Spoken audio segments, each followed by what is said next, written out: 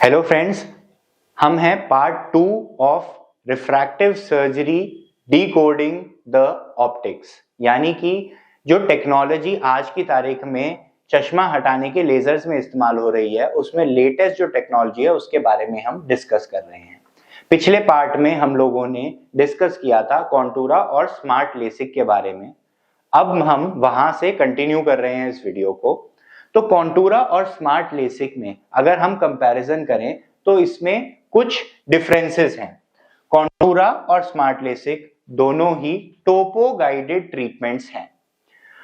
कॉन्टूरा के अंदर जब हम ट्रीटमेंट करते हैं तो हमको 2 डायमेंशनल ट्रैकिंग मिलती है, यानी कि ये वाला जो एक्सिस है, यानी आंख का ऊपर नीचे जाना और आंख का राइट लेफ्ट होना, ये दोनों चीजें ट्रैक हो सकती है।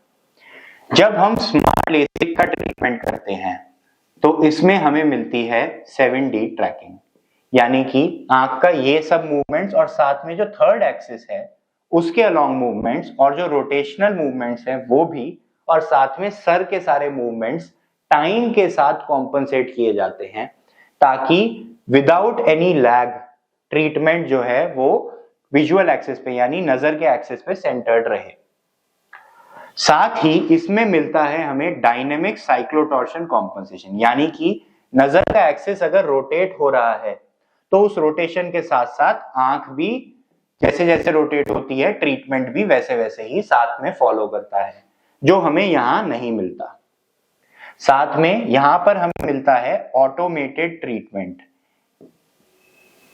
जो कि हमें यहां मैनुअली करना पड़ता है। मैनुअली क्यों करना पड़ता है, इसके बीच का फर्क हम 1 सेकेंड रुक के समझ लेते हैं। देखिए, कॉन्टूरा को करने के लिए जो डायग्नोस्टिक डिवाइस यूज होता है, जिस मशीन पे मैप लिया जाता है, वो मशीन है टोपोलाइजर।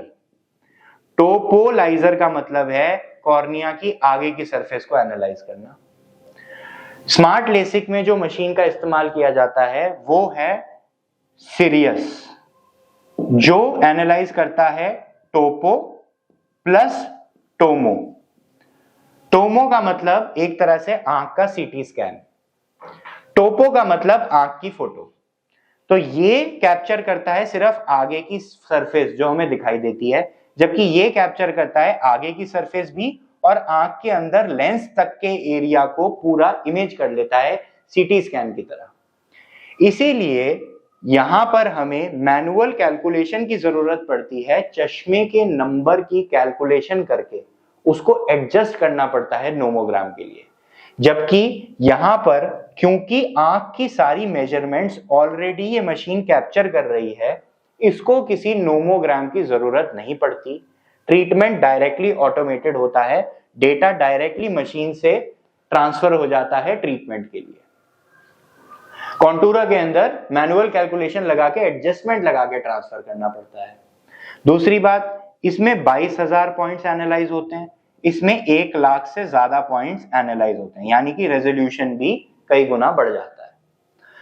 ये दोनों हैं हमारे आज की तारीख में टोपो गाइडेड ट्रीटमेंट्स, यानी कि आंख की पुतली की शेप के प्रॉब्लम्स को ठीक करने के तरीके।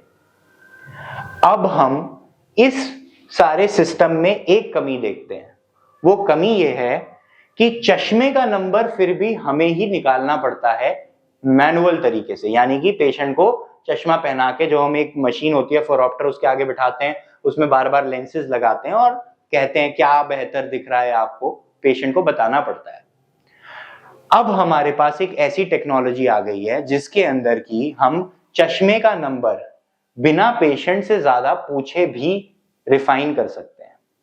रिफाइन करने का क्या तरीका है, इसको हम कहते हैं एबेरोमेट्री। तो एबेरोमेट्री के अंदर हम क्या करते हैं, कई सारी रेज आती हैं जो आंख के अंदर एक मशीन से आती हैं, आंख के अंदर घुसती हैं, आंख के पर्दे तक जाती हैं और वापस रिफ्लेक्ट होके आती हैं।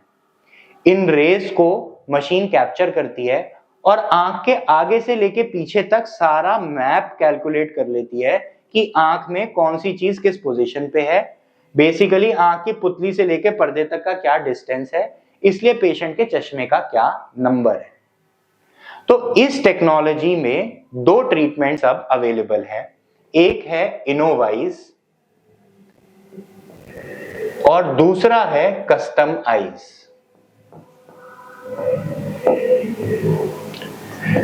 तो ये दोनों ही जो ट्रीटमेंट्स हैं ये रे ट्रेसिंग एब्रोमेट्री को इस्तेमाल करते हैं।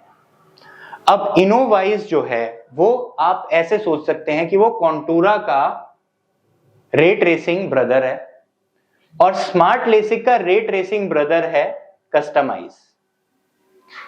क्यों ऐसा मैं कह रहा हूं? क्योंकि जो कॉन्टूरा टोपो गाइडेड करता है वही इनोवाइज रे ट्रेसिंग या एब्रोमेट्री गाइडेड करता है। जो स्मार्ट लेसिक टोपो गाइडेड करता है वही कस्टम आइज जो है वो रे ट्रेसिंग गाइडेड करता है। कैसे, मैं आपको बताता हूं। इनोवाइज के अंदर जो डिवाइस इस्तेमाल होता है, डायग्नोस्टिक डिवाइस, उसके अंदर है टोमोग्राफी, यानी कि सेम चीज जो सीरियस में होती थी स्मार्ट लेसिक में वो, प्लस साथ में इसके अंदर है रे ट्रेसिंग। कस्टमाइज के अंदर है topography plus tomography plus ray tracing. अब इनोवाइज जो है वो बेसिकली आंख की ये वाली सतह को बहुत अच्छा एनालाइज नहीं करता, वो आंख के अंदर ज्यादा फोकस रहता है कि कॉर्निया की पीछे की सतह, लेंस के आगे की, लेंस के पीछे की और पर्दा, इन सब की जो पोजीशंस हैं वो क्या हैं उसको अच्छे से एनालाइज करता है, पर चूक जाता है टोपो गाइडेड यानी कि आंख की सरफेस की इमेज को अच्छे से लेने में। वहीं पर कस्टमाइज जो है वो ये भी कैप्चर करता है, ये सब भी कैप्चर करता है और रे ट्रेसिंग भी करता है। फिर आता है ट्रीटमेंट मोडालिटी। अब इसमें हमें ट्रीटमेंट करने के लिए फिर वेव लाइट प्लस मशीन ही इस्तेमाल करनी पड़ती है, जिसके अंदर फिर से आती है 2 डायमेंशनल ट्रैकिंग, जबकि कस्टमाइज में आती है 7 डायमेंशनल ट्रैकिंग। 1,50,000 पॉइंट से ज्यादा का एनालिसिस। इसमें वही बात है कि डेटा के कितने पॉइंट्स एनालाइज हो रहे हैं ये पता नहीं है अभी तक हमें। दोनों ही ट्रीटमेंट्स में जो डिस्टिंक्ट एडवांटेज मिलता है वो मिलता है कि अब हम चश्मे का नंबर जो है उसको रिफाइन कर सकते हैं। तो जो पेशेंट की कैलकुलेशन है चश्मे की पावर की वो रिफाइंड हो गई, यानी ऑटोमेटेड हो गई। तो अब हमें चश्मे के नंबर से लेकर पूरे ट्रीटमेंट तक सब कुछ ऑटोमेटेड मिल रहा है। ये एडवांटेज हमें इनोवाइज और कस्टमाइज में मिलती है। आशा करता हूं दोस्तों कि आप लोगों को कुछ समझ में आया। ये थोड़ा डिटेल्ड है, आप इस वीडियो को बार बार देख सकते हैं। पर्पस ये है कि आप लोगों को साइंटिफिक फैक्ट्स समझ में आए। नेक्स्ट वीडियो में हम लोग डिस्कस करेंगे जो आपके लिए एज अ पेशेंट या एज अ पर्सन जो चश्मा लगाता है उसके लिए क्या रेलेवेंट बातें हैं समझने की, लेजर असिस्टेड प्रोसीजर्स के बारे में। ये हमारी एक नेक्स्ट वीडियो होगी पार्ट 3, इसके लिए भी हमारे साथ बने रहिएगा। आशा करता हूं कि आप लोगों को साइंटिफिक फैक्ट समझ में आ रहे हैं। नेक्स्ट वीडियो में हम कुछ मिथ्स को भी बस्ट करने वाले हैं और कुछ आपको ऐसे फैक्ट्स बताने वाले हैं जो आपको ये सब मार्केटिंग का जो जार्गन है, जो आपको पॉपुलर मीडिया में बातें सुनने को मिलती हैं, उससे अलग एक्चुअल फैक्ट्स क्या होंगे वो आपको समझने हैं। तो उसके लिए नेक्स्ट वीडियो में जरूर हमारे साथ बने रहिए।